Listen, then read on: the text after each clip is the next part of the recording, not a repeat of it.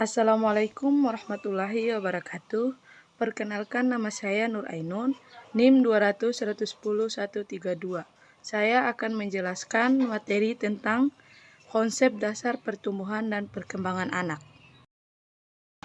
Pertama, perbedaan pertumbuhan dan perkembangan. Pertumbuhan anak adalah perubahan yang bersifat kuantitatif, dapat diukur dan terjadi secara fisik. Pertumbuhan anak dapat dipantau melalui pengukuran tinggi badan, berat badan, lingkaran kepala, dan ukuran lainnya sesuai usia dengan standarisasi alat ukur tertentu.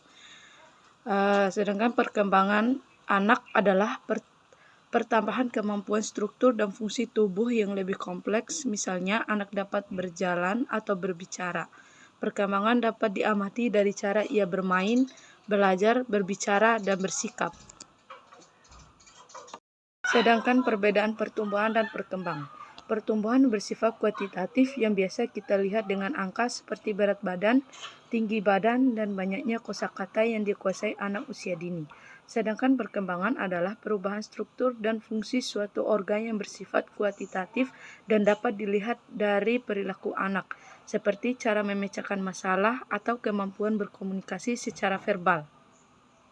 Dengan mengetahui perbedaan antara tumbuh dan kembang, orang tua dapat memberikan stimulus agar pertumbuhan dan perkembangan anak dapat dicapai secara optimal. Karena pertumbuhan dapat diukur menggunakan besaran, maka cara menstimulasi anak adalah dengan memberikan gizi yang cukup dan seimbang agar tinggi badan dan berat badan sesuai dengan usia anak usia dini. Namun untuk menstimulasi jumlah kosakata yang anak kuasai, orang tua dapat memberikan stimulasi berupa membacakan kisah dongeng atau meningkatkan intensitas percakapan dengan anak. Hal ini dimaksudkan agar dapat mendapat banyak pengetahuan dari kegiatan sehari-hari ia lakukan. Yang kedua, tahapan pertumbuhan dan perkembangan anak. Tahapan pertumbuhan dan perkembangan pada anak menurut Solzhenitsyn 2002. Masa prenatal atau konsepsi sampai lahir. 1. Masa embrio atau mundigah, masa konsepsi sampai 8 minggu. 2. Masa janin atau fetus, 9 minggu sampai kelahiran. Masa fetus dimulai sejak kehamilan 9 minggu sampai kelahiran. Masa fetus dibagi menjadi 2, yaitu fetus dini 9 sampai trimester 2. Terjadi sebuah percepatan pertumbuhan dan pembentukan manusia sempurna mulai berfungsinya organ tubuh. B. Fetus lanjut atau trimester akhir.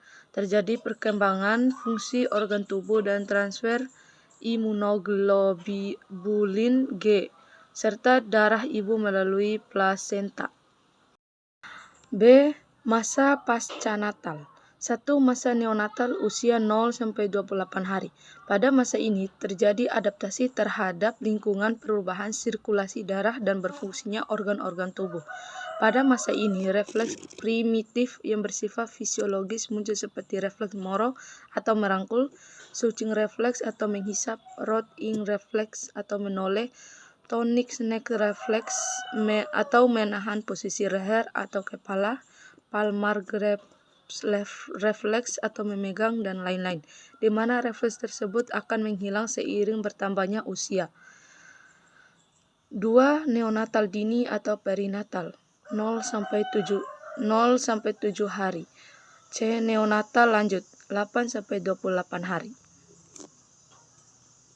D. Masa bayi. 1. Masa bayi dini 1-12 bulan. Pada masa ini terjadi pertumbuhan dan perkembangan yang sangat cepat. Oleh karena itu diperlukan pemberian gizi yang baik. Kehadiran orang asing akan membuatnya cemas atau stranger anxiety dan ketakutan perpisahan dengan ibunya. Menurut teori psikoseksual atau Sigmund Freud, pada masa ini anak masuk dalam fase oral di mana segala yang dipegang cenderung dimasukkan ke dalam mulut. B. 2. Masa bayi akhir 1-2 tahun. D. Masa prasekolah atau usia 2-6 tahun. 1. Prasekolah awal atau masa balita, mulai 1 sampai 3 tahun.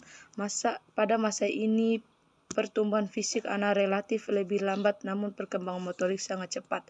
Pada masa ini perhatian anak terhadap lingkungan menjadi lebih besar, lebih banyak berinteraksi dengan keluarga, memiliki rasa ingin tahu yang lebih dan meniru sesuatu.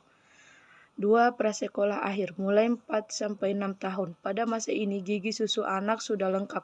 Pertumbuhan fisik berjalan pelan namun anak sudah dapat melakukan tindakan sederhana yang mandiri seperti naik turun tangga dan berdiri dengan satu kaki. Masa sekolah atau masa prapubertas. 1. Wanita 6 sampai 10 tahun, 2. Laki-laki 8 sampai 12 tahun. Yang terakhir, masa adolescensi atau masa remaja. 1. Wanita 10 sampai 18 bulan, 2. Laki-laki 12 sampai 20 tahun. Sekian penjelasan materi dari saya, lebih dan kurangnya saya mohon maaf. Wabillahi taufik wal hidayah. Wassalamualaikum warahmatullahi wabarakatuh.